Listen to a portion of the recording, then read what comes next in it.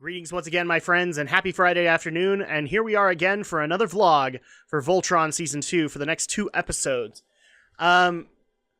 So, I guess I'll go over my opinions in the last kind of portion of it, but let's go ahead and go over to the episodes 9 and 10. We're getting really close to the end of the season, starting with episode 9. So, now that the way that they tried to set this up is, again, they're themed. Because now that we have the alliance with the Blade of Barmora, I think it's Marmora. I think Marmorites. Yeah, that's right. I had to make sure because it's been weird this entire season.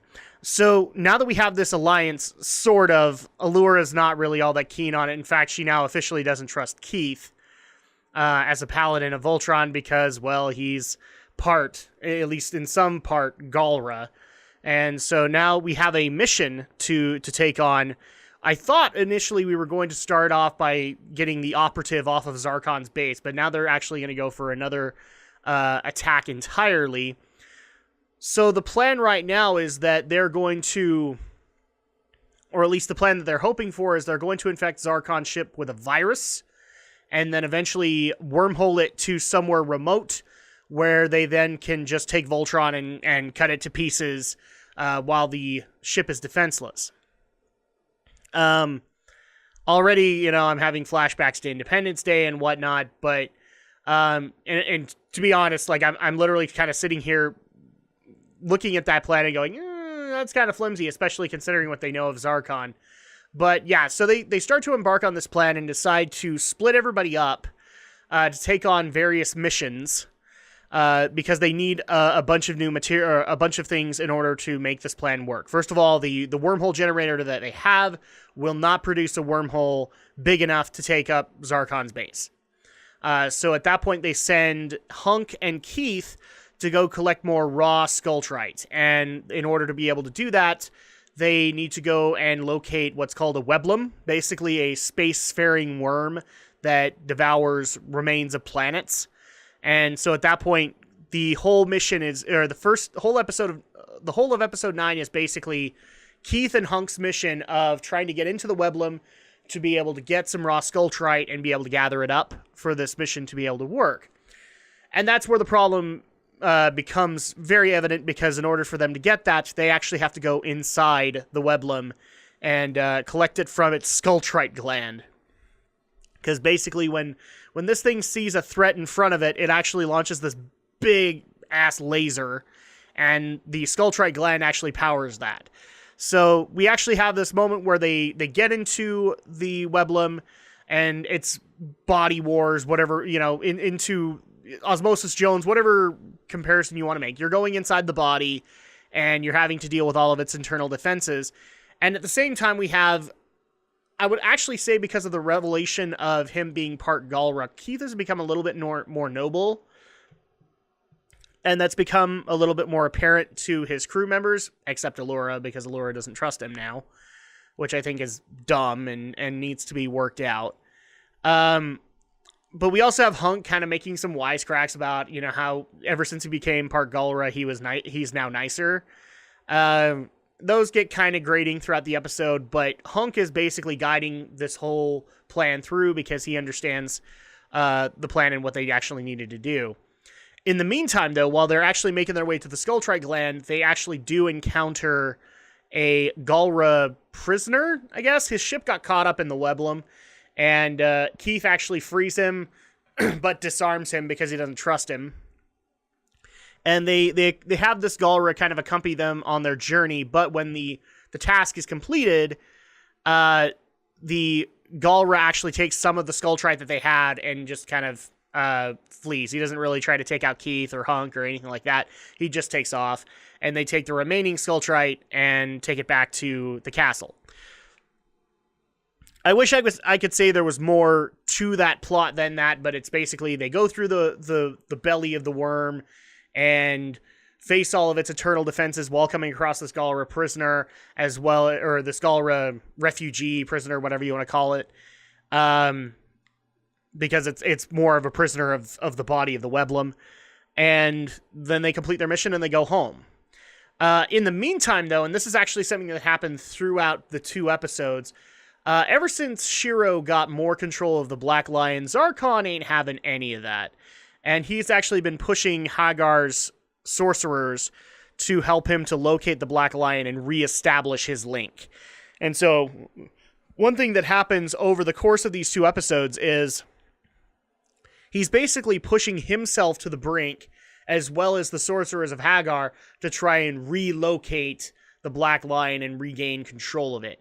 And so at that point, we start to see that maybe Zarkon is more focused on the one task, whereas he could be going like another route. This is very clearly shown in other previous episodes where Hagar starts to question Zarkon's objectives.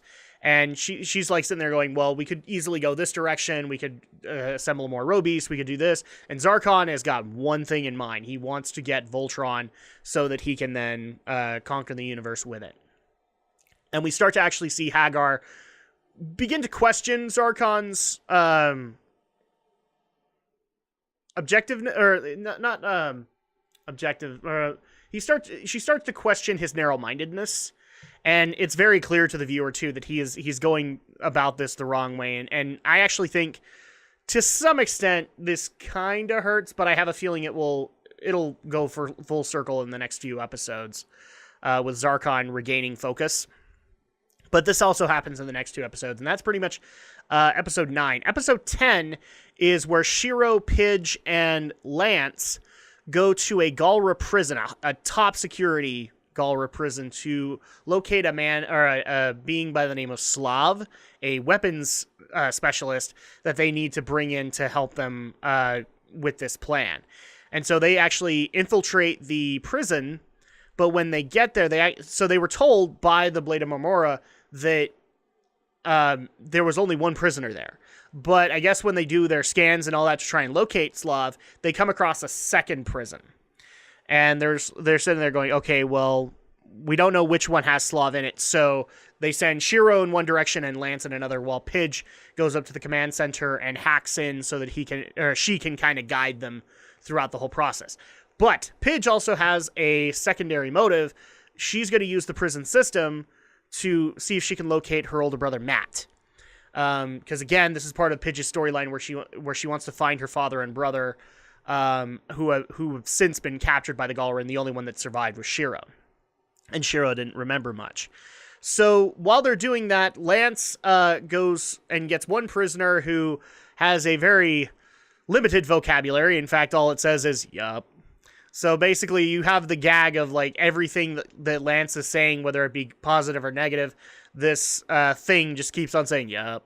And therefore, Lance carries 80% of the conversation.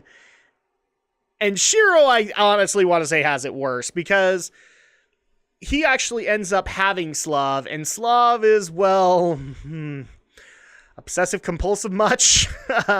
He's very much like a Sheldon Cooper. He's worked out the odds in his head. He's a walking terror factory of like anything that happens within his path, and obviously is a big annoyance to Shiro. It's actually kind of entertaining. You know, they see dripping water. He doesn't want to go anywhere because there's always a 90 billion% chance that in an alternate reality, he'll drown if he does that. So he doesn't want to kill off his alternate selves. And Shiro's like, but you learned to swim in this universe, right? I don't remember. So I actually like the Slav interactions compared to, I think it's actually, it was called like Blanca or something like that, the one that is accompanying Lance. We find out that actually the one accompanying Lance is a pet of the Warden, and that's why the whole yup thing is a regular thing. That's what this alien does for communication. And Shiro has the actual Slav. So they actually begin their escape. Thankfully, while they're dealing with all the crossfire and trying to get out, Pidge, because they've been, as usual in any kind of prison escape episode of a TV series, they get discovered. Pidge actually locates some video footage of a rebel faction actually getting Matt out of a prison. So Matt is, at least as far as they know, alive, which is comforting to Pidge, but at the same time, she's back to square one. She doesn't know where Matt is, and now she needs to find him. They eventually do succeed while having to deal with the Warden, and In fact, Slav saves the day because he comes up with the idea of, well, if we just went zero grav, then this would be easier to do. So they do that. Then they meet up with the warden, and he reestablishes gravity, at least in the hangar bay. And Slav saves the day again by basically opening up the airlock and making everything 0G again. So at that point, they are able to get Slav out and return to the castle, as well as being able to get the footage of Matt for Pidge. I gotta say, like, in my final analysis, I don't want to say that there are weaker episodes in the season, but there always are. And these two feel to me like the weaker episodes. Where we had themes going on with the last coupling of episodes, this one just felt like, okay, it's cogs in a machine.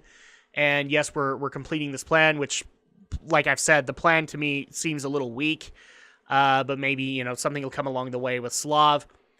Yeah, these two are not necessarily the best, in my opinion. I feel like there was too much emphasis in episode 9 on Keith's Galra origins, when in reality, like, he can't control who he is.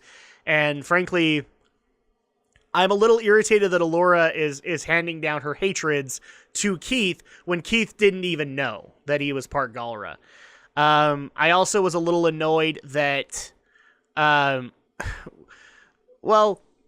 partially annoyed at the whole Lance interactions where he's trying to figure out his place in the team and all that stuff while talking to the pet. But at the same time, it was semi-entertaining. I actually think the interactions with Shiro and Slav were better. The Pidge plotline, I don't know. I mean, at least it's something that we can look into later as character development for Pidge. That's the sad part, is like, it feels like in the season, Pidge was already getting character development because we had the reveal that Pidge was a girl, but also that Pidge was looking through the Galra prison systems to find her father and missing brother, or missing father and brother. And Shiro was her only connection, but Shiro doesn't remember. You have the Shiro plotline, which is, again, he doesn't remember what happened to him while in the prisons. He knows he got out, but he doesn't necessarily remember all of the details. Then you also have some plotline going on with Keith now that he's learned that he's part Galra, and his origins are a little bit more skewed now. Hunk and Lance feel like they're kind of fallen by the wayside. I don't really think that they've gotten a whole lot of development aside from what they have been for a while. I mean, they discovered their weapons, and that's cool, but it doesn't really feel like, unlike them, Pidge actually felt like Pidge had to go through a major revelation. Same thing with Shiro to be able to get to that point. It doesn't really feel like that with Hunk and Lance so far, but I'm hoping the next 3 episodes will fix that. But I gotta say, unfortunately, this feels like the weaker 2 episodes of the season. And yeah, so I'm hoping that the next 3, because the next week it's going to be the last 3 episodes of the season, and I'm gonna hope that things wrap up better. The other plotline that I should also get into is that it just so happens that the Blade of Marmora spy on Zarkon's ship has actually been assigned to the investigation of the traitor, and now he actually has Hagar's sorcerers keeping close watch on him. So that's also an engaging storyline, because he's trying to get information out to the Blade, but at the same time he's being followed around by Hagar's sorcerers. So I have a feeling that is going to end interestingly. But yeah, let's go ahead and wrap things up. So that's going to go ahead and do it for this week. Next week, we will be doing the final vlog on Voltron Season 2. We will go through the last 3 episodes, and then I'll give my final thoughts on the season overall. In the meantime, though, thank you guys so much for continuing to watch, subscribe, like my content, continue to give me the critical feedback that I need to continue to move forward, to get better. And also, if you guys want to stay tuned to tomorrow, I actually have a special treat for you guys, because if you hadn't noticed, the Nintendo Switch released today, and, well, we have a new game out, and I actually want to be able to get a Drak Tries out as soon as I can for you. So stay tuned Saturday as I bring you a Drak Tries of Legend of Zelda Breath of the Wild. Until then, though, we'll see you guys next time.